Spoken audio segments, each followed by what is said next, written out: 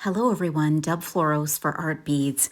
I'm feeling very springish, and so I'm making this beautiful flower inspired necklace.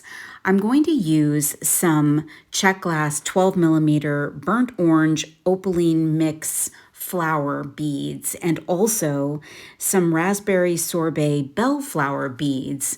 And I'm going to use some Toho 11O seed beads. These are in nickel, to be kind of the filler for the necklace. So I start off with 9 to 12 of the 11 O's, and then I add the flower, bellflower going downwards. Then I add 6 seed beads in between each. Then I get to the point where the length is good for me, and then I just do 3 seed beads, and then I start with the check glass 12 millimeter bead flower beads, and I love how they look. I decided to use these JBB sterling silver flower links because they're flowers, and I added 2 jump rings to one of the links, and I slid that on in between 2 seed beads. So I've got 4 of the flower beads, then 1 of the links, then flower bead, link, and then 4 more of those flower beads. And then I just repeat the bellflower pattern on the other side of the necklace. And what I want to do now is finish up that focal section and put some beads at the end of those links, those connector links. And I've got just 3 beads left.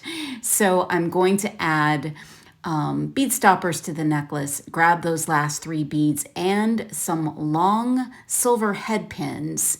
And I'm going to open up my loop that I'm creating and then wire wrap the bellflower bead that I have left in the center, at the center of my focal section. And then the last 2 of the flat check flower beads are going to be wire wrapped onto the other 2 links.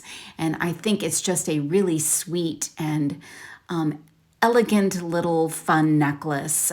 So very colorful. I love that the colors are a little bit different, but a little bit the same. There's just something about the combination of these 2 flower colors that I love.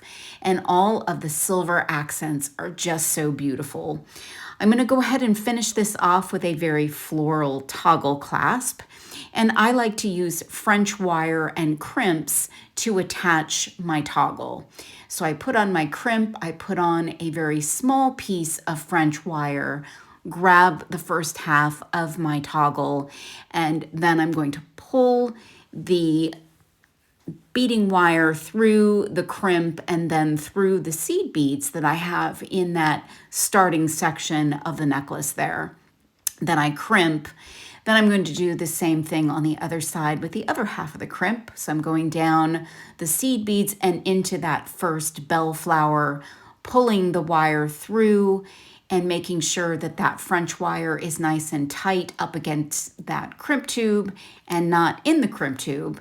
Then I'm crimping and I cut off my excess, and wow, this necklace is so perfect for spring. I just love how it came out. You can find all these pieces and parts to make this piece at artbeads.com. Thanks so much for watching.